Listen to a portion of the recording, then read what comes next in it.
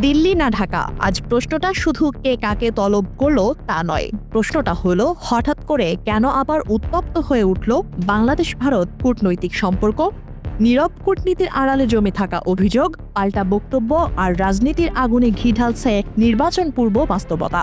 2 দিনের ব্যবধানে 2 দেশের হাই কমিশনারকে তলব করার পাল্টাপাল্টি ঘটনা ইঙ্গিত দিচ্ছে সম্পর্কের সমীকরণ আজ সহজ থাকছে না।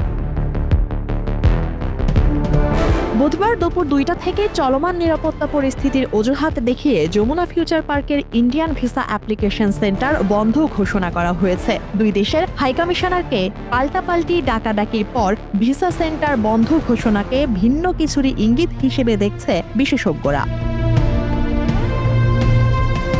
এদিকে জাতীয় নাগরিক পার্টির দক্ষিণাঞ্চলের মুখ্য সংগঠক হাসনাত আব্দুল্লাহ ভারতকে হুঁশিয়ার করে বলেন, আমি ভারতকে বলতে চাই, আপনারা যদি আমাদের দেশের সার্বভৌমত্ব আর মানবাধিকারে বিশ্বাস না করা লোকেদের আশ্রয় দিয়ে যান, তাহলে আমরাও ভারতের বিচ্ছিন্নতাবাদীদের আশ্রয় দেব এবং উত্তর পূর্বাঞ্চলকে বিচ্ছিন্ন করে দেব।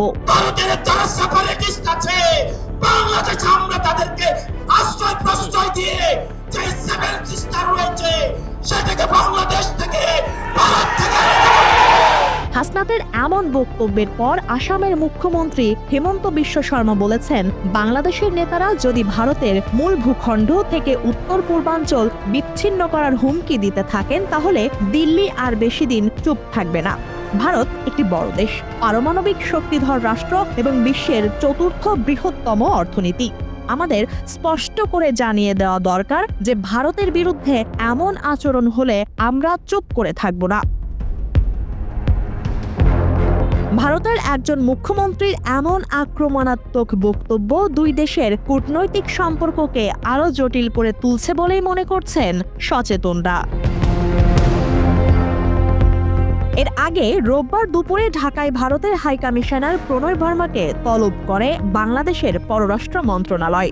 অন্তর্বর্তী সরকার ভারতের কাছে একাধিক দাবি আর উদ্বেগ তুলে ধরে।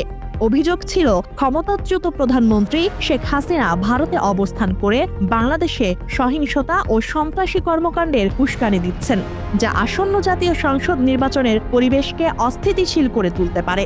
একই সঙ্গে শেখ হাসিনা ও সাবেক স্বরাষ্ট্রমন্ত্রী আসাদুজ্জামান খান কামালকে দ্রুত দেশে ফেরত পাঠানোরও আহ্বান জানানো হয়।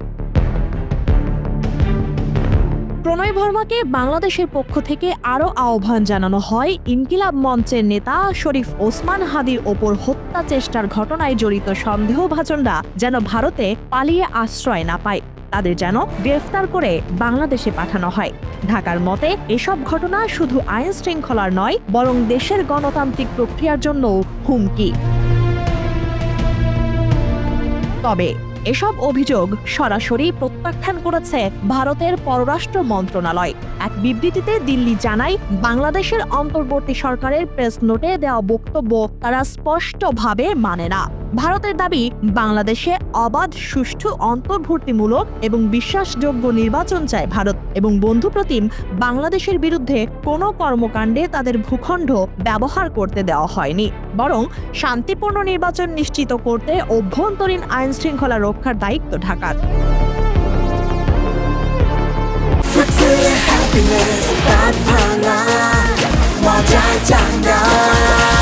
এই উত্তেজনার মধ্যেই বুধবার দিল্লিতে তলব করা হয় ভারতে নিযুক্ত বাংলাদেশের হাই কমিশনার রিয়াজ হামিদুল্লাহকে। ঢাকায় ভারতীয় হাই কমিশনারের নিরাপত্তা, কুশপুত্তলিকা দাহ এবং বাংলাদেশি রাজনৈতিক নেতাদের ভারত বিরোধী বক্তব্য নিয়ে আনুষ্ঠানিক প্রতিবাদ জানায় মোদী সরকার। মাত্র 2 দিনের ব্যবধানে পাল্টাপাল্টি তলব কূটনৈতিক অস্বস্তি আর গোপন বার্তারই ইঙ্গিত দিচ্ছে। কূটনীতিকদের ভাষায় হাইকমিশনার তলব মানেই প্রকাশ্য বার্তা। এটি কেবল অসন্তোষ নয়, বরং আন্তর্জাতিক অঙ্গনে নিজেদের অবস্থান স্পষ্ট করার কৌশল। বাংলাদেশ একদিকে অভ্যন্তরীণ নিরাপত্তা ও নির্বাচনী স্থিতিশীলতার প্রশ্ন তুলছে, অন্যদিকে ভারত জোর দিচ্ছে সার্বভৌমত্ব আর অভ্যন্তরীণ আইন শৃঙ্খলার বিষয়ে। 2 পক্ষের বক্তব্যে ভিন্ন সুর থাকলেও এই টানাপোড়েন ইঙ্গিত দিচ্ছে, নির্বাচনের সময় যত ঘনিয়ে আসবে ততই কূটনৈতিক চাপ বাড়তে থাকবে। এই পাল্টাপাল্টি কূটনৈতিক অবস্থানের প্রভাব পড়ছে জনমনে। সামাজিক যোগাযোগ মাধ্যমে আলোচনার কেন্দ্রবিন্দু এখন জাতীয় স্বার্থ আর আঞ্চলিক নিরাপত্তা। বিশ্লেষকদের মতে বাংলাদেশ ভারত সম্পর্কের এই উত্তেজনা শুধু দ্বিপক্ষীয় নয়, দক্ষিণ এশিয়ার কূটনৈতিক ভারসাম্যেও এর প্রতিফলন ঘটতে পারে। ফলে সংলাপ আর দায়িত্বশীল ভাষায় এখন দুই দেশের জন্য সবচেয়ে বড় পরীক্ষা।